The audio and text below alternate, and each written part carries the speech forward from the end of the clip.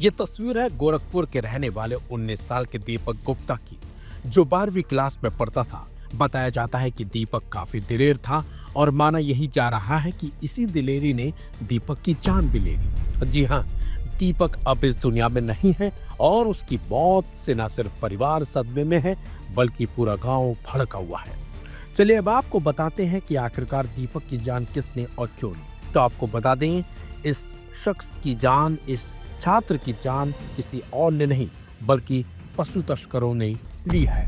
दरअसल गोरखपुर के पिपराइच इलाके के भट्टा चौराहे के पास सोमवार की रात पशु तस्करों को देखकर दीपक शोर मचाने लगा था। दीपक की आवाज सुनते ही ग्रामीण इकट्ठा हो गए थे और उन्होंने तस्करों को घेर लिया था।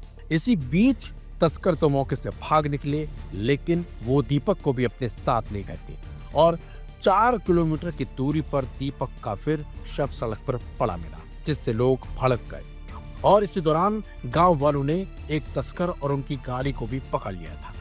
बताया जा रहा है कि जब पुलिस ने तस्कर को अपनी हिरासत में लेने की कोशिश की तो गुस्साए ग्रामीणों ने उनसे भी बहस करनी शुरू कर दी। इस दौरान पत्थर चले, जिसमें कुछ पुलिसकर्मियों के घायल होने की भी खबर है।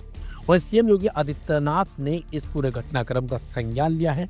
उन्होंने वरिष्ठ प्रशासनिक अधिकारियों को पीड़ित परिवार से बात करने और दोषियों के खिलाफ सख्त कार्रवाई करने का आदेश दिया है।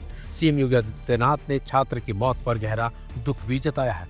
वहीं इस घटना से गुस्से में आकर ग्रामीण सड़कों पर उतर आए। उन्होंने सड़क पर जाम लगा दिया। ग्रामीण पशु तस्करों के हाथों मारे गए छात्र के परिवार के एक सदस्य को सरकारी नौकरी, 1 करोड़ रुपए मुआवजा, दोषियों को फांसी की सजा की मांग करते दिखाई दिया। इसके साथ ही उनकी मांग है कि पीड़ित परिवार या गांव के लोगों के खिलाफ पुलिस के द्वारा कोई कानूनी कार्रवाई ना की जाए। इन मांगों को लेकर सीएम को संबोधित करते हुए एक ज्ञापन की कॉपी भी सोशल मीडिया पर वायरल हुई। हालांकि लाइव हिंदुस्तान इसकी पुष्टि बिल्कुल भी नहीं करता है। उधर छात्र की हत्या के मामले में नया मोड़ उस समय आ गया जब पुलिस ने कहा छात्र को गोली नहीं मारी गई बल्कि सिर में चोट लगने की वजह से उसकी जान गई है।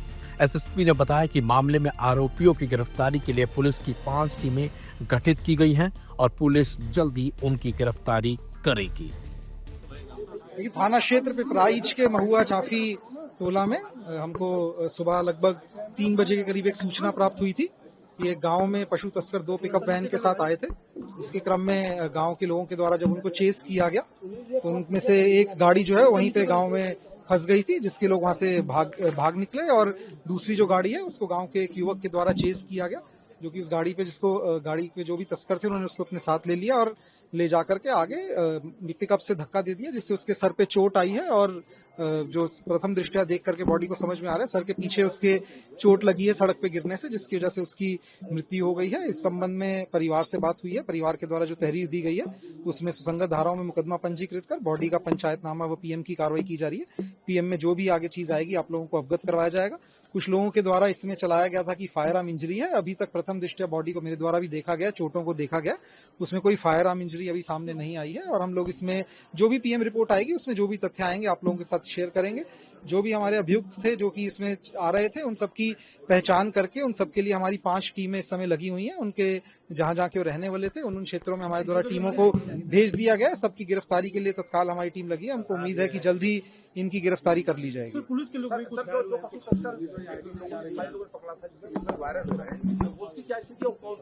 जैसा कि मैंने आपको कहा कि 2 गाड़ी से आए थे, उनमें से एक गाड़ी गांव में फंस गई थी जिससे पशु तस्कर भाग गए थे। वर्तमान में भी हमारा गांव में कोम्बिंग ऑपरेशन चल रहा है और उसमें से एक पशु तस्कर को गांव वालों के द्वारा जो गांव वालों के हाथ लगा था उससे उसको गांव के लोगों के द्वारा मारपीट में चोटें भी आई हैं, जिसको कहते हैं गांव के द्वारा इलाज करवाया जा रहा है। उसके लिए भी हमारी टीम लगी हुई है एवं एरिया में अभी भी हमारी कोम्बिंग ऑपरेशन चल रहा है और बाकी जिनके जो हमको पते और नाम सामने आए हैं उन सबके लिए भी हमारी टीमें निकली हुई हैं। हमारी 5 टीमें इस केस में काम कर रही हैं और अभी परिवार से बात करके जो इसमें अग्रिम विधिक कार्रवाई है वो प्रचलित है। जो भी आगे प्रगति होगी आप लोगों को अवगत करवाया जाएगा। जी, रात को जैसा मैंने आपको बताया कि गांव वालों के द्वारा जिसे युवक को मारा जा रहा था उसी क्रम में पुलिसकर्मी भी जो वहां पे गए थे तो उस युवक के ऊपर चलाए जाने वाला कुछ पत्थर एक उनमें से हमारे पुलिसकर्मी को भी लगा है, जिनका इलाज करवाया जा रहा है और आगे जो भी हमारी टीम्स है उनमें उनके अतिरिक्त जो भी हमारे पुलिसकर्मी है उनको लगाया गया है। मांग क्या है? परिवार की जो भी अभियुक्त हैं उन सबको गिरफ्तार करके उनके खिलाफ कठोरतम सजा कराते हुए माननीय न्यायालय में उनको सजा दिलाने की वो मांग की गई है। और बाकी जो भी परिवार के द्वारा डिमांड दी गई है, जो भी परिवार के द्वारा बताया जा रहा है, उनका मेनली इसमें सख्त एक्शन को लेकर के वो है कि जो भी दोषी हैं उनके खिलाफ कठोर कार्रवाई की जाए। और इसमें निश्चित रूप से जैसे ही दोषी पकड़े जाते हैं, क्योंकि हमारे पास काफी इसमें आई विटनेस भी हैं, तो उन सबको लेकर के निश्चित रूप से इसमें कड़ी कार्रवाई पुलिस के द्वारा की जाएगी। गांव वालों ने पशु तस्करों की गाड़ी को भी आग के हवाले कर दिया, जिसके बाद अब गांव में भारी पुलिस बल तैनात है और लोगों से संयम बरतने की अपील की जा रही है। लेकिन सवाल उठता है कि लगातार पुलिस पशु तस्करों के खिलाफ कार्रवाई कर रही है, बावजूद इसके इस तरह की घटनाएं थमने का नाम क्यों नहीं ले रही हैं और पशु तस्करों की दबंगई लगातार बढ़ती जा रही है। ये भी एक बड़ा सवाल कानून व्यवस्था पर यूपी की करता है। वहीं इस घटना के बाद अब विपक्ष ने योगी सरकार को घेरना शुरू कर दिया है। समाजवादी पार्टी के सांसद अखिलेश यादव ने इस मामले को लेकर उत्तर प्रदेश की कानून व्यवस्था पर सवाल खड़े किए हैं। जो गोरखपुर की घटना है, कम से कम सरकार को अपने मुख्य नगर उसकी कानून व्यवस्था के लिए अच्छा काम करना चाहिए। और ये क्या वजह है कि मुख्यमंत्री जी के गृह जनपद में कोई ये पहली बार घटना नहीं हो रही है, इससे ज्यादा गंभीर घटनाएं हुई हैं। याद कीजिए, एक व्यापारी को वहां की पुलिस ने मार मार करके जान ले ली थी। और अगर हम सूची उठा कर के देखें, केवल गोरखपुर और गोरखपुर के आसपास की बड़े पैमाने पर अन्याय भी हो रहा है। बड़ी घटनाएं वो मिल जाएंगी जहां पर कानून व्यवस्था पर सवाल खड़ा होता है। बगल का जिला है कुशीनगर, वहां पर पुलिस के लोगों ने एक समाजवादी नेता था, उस पर फर्जी नकली नोटों का आरोप लगाया। हाई कोर्ट ने राहत दी। आखिर पुलिस क्या कर रही है? और ये जो घटना है, ये घटना में वो क्या ले जा रहे थे, किस बात के लिए वहां पर इस तरह की घटना हुई है? सुनने में आया है कि जानवर लिए जा रहे थे कुछ लोग, और आम जनता सड़कों पर है। सरकार को मदद करनी चाहिए, सरकार को न्याय दिलाना चाहिए और मुख्यमंत्री जी को पॉलिटिकल डिसीजन नहीं लेना चाहिए। याद कीजिए, जब माता प्रसाद पांडे जी गए थे वहां के दुकानदार, वहां के व्यापारियों की मदद के लिए, तो भारतीय जनता पार्टी ने अपने नेताओं को बुलडोजर पे भेजा था।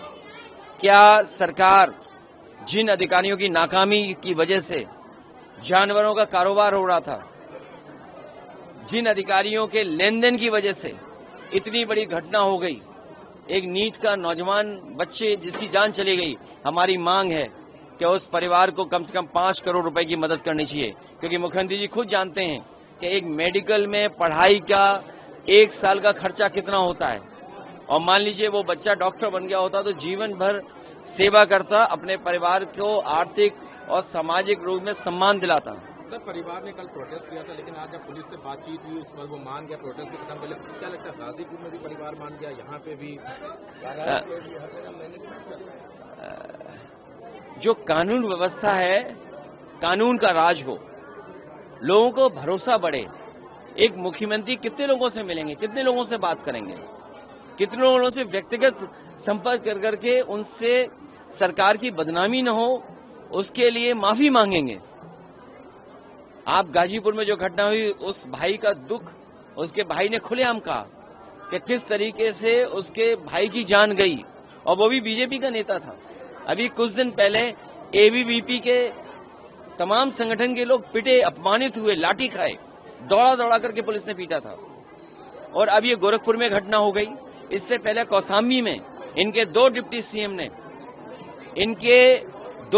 सीएम ने 2 समाज के लोगों को लड़ा दिया, झगड़ा करा दिया।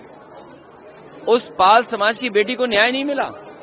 क्या मुख्यमंत्री जी पाल समाज के परिवार के लोगों से बात किए थे? क्या पाल समाज के परिवार के लोगों को बुला करके उनकी मदद की थी?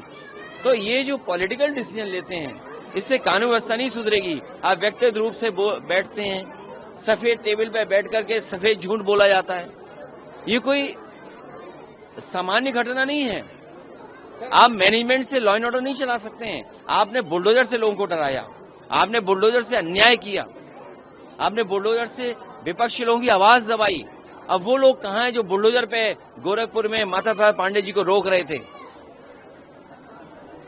सकता बीके सिंह लेके आए अब हैं? जो गोरखपुर में पीड़ित परिवार है, माना जा रहा है कि अब जैसे हर जगह एक साय करके लेके आते हैं। देखिए, सवाल ये नहीं है, सवाल ये है कि सरकार कर क्या रही है। आखिर किसने छूट दी अधिकारियों को मनमानी करने की? आज बेटियां सबसे ज्यादा असुरक्षित हैं, सबसे ज्यादा हत्याएं हो रही हैं, सबसे ज्यादा कस्टोडियल डेथ हो रही हैं, सबसे ज्यादा लूटा जा रहा है पैसा, सबसे ज्यादा अपमानित लोग हो रहे हैं। आखिर कौन दे रहा है ये मौका इनको? बिहार में आज तेजस्वी यादव की रैली शुरू हो गई है बीजेपी। देखिए, गोरखपुर में गोरख धंधा ना हो, ना पुलिस गोरख धंधा करे, ना political party Bharatiya Janata party Gorakh धंधा करे। जनता को न्याय दें, मदद करें। पीड़ित परिवार जिसने बेटा खोया है उसको 5 करोड़ की मदद सरकार दे।